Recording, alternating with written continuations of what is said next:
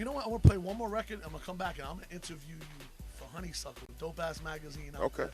And they're taking care of us. So No, they're showing us love. We appreciate it. World with a grain of salt, for good or bad, and way the choices I make based on the pain involved. Your best friend will clap you and stain the wall. So if you can't handle that type of shit, then don't fuck with the game at all. And for my heroes, my The beauty about Trill Static 3, like, we get a lot of MCs together, a lot of people that are really good at what they do. We bring them together and we create great music. But, this is as futuristic as streaming an album live out to the world is.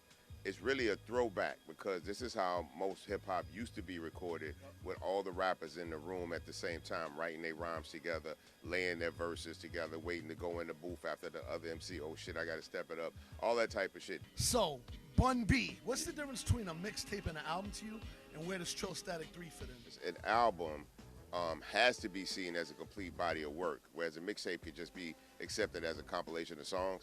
You don't even have to have a mixtape of songs that you recorded all at the same time. People will accept that, you know what I'm saying? But an album, they expect that to be a body of work that revolves around a general theme, you know what I'm saying? They expect it to be fully formed from beginning to end, you know what I'm saying? No real sporadic thoughts like the shit should be organized, you know what I'm saying? Whereas a mixtape could just be like, fuck it, let's just go in and do some shit, you know what I'm saying? You can kind of throw caution to the wind with a mixtape, but with an album, you really got to try to hit the nail on the head. How dope is it watching the weed world connect with the hip-hop world? The companies like Honeysuckle and Astor Club and Archive, shout out to Archive, like all them coming into our world and us going in their world.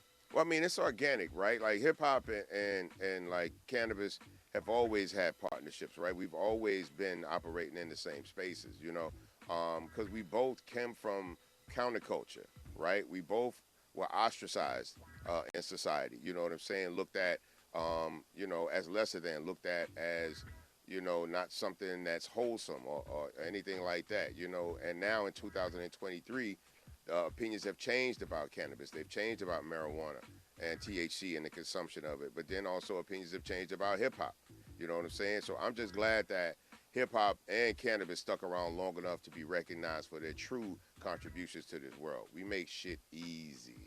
Now, for a while, you were at Rice University teaching a course on hip-hop and religion. Yep. What's your perspective on how the two are linked, and what can you tell us about connection on how you broke that down?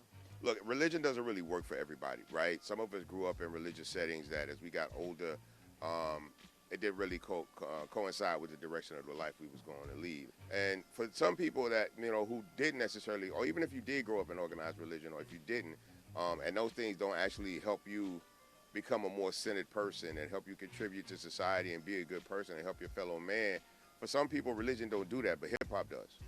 And that's the beauty of hip-hop as a culture, not just the music, because most people's entry point into hip-hop is the music, and they believe that that's all that hip-hop encompasses, but it encompasses many different things.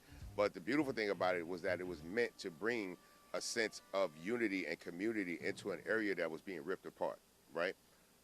The South Bronx at the time, was being torn apart, community, moving people, taking them, displaced them in different places, and everybody landed up in the Bronx. And instead of these people coming from different cultures and different languages, beefing with each other, the music brought people together, which it always does. So for me, I got the best of both worlds.